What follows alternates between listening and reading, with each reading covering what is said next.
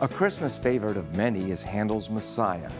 I've even heard that the opening lines of its Hallelujah chorus are said to be the most recognizable piece of music the world over. There's something deeply touching about what I think is Handel's greatest work, Messiah.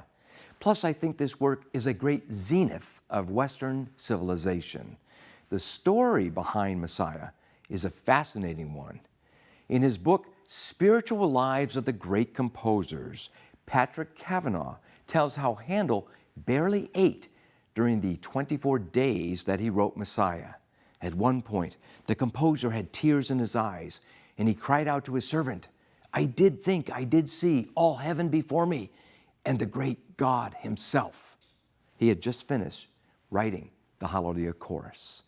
Amazingly, Messiah came at a time in his life when the 56-year-old Handel was facing bankruptcy and complete failure.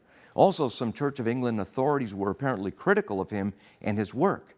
He seemed all washed up. But writing Messiah proved to be the positive turning point in his life. A friend of his, Charles Jennens Jr., gave him a libretto, a text for a sacred work.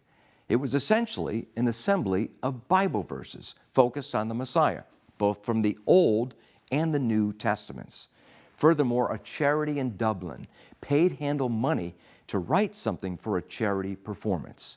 Messiah was the result, and it was very successful. Jennens' role in this masterpiece is often lost, even on fans of Messiah. He is the one who carefully gleaned through the King James Bible and assembled the verses about the Christ that Handel so brilliantly set to music.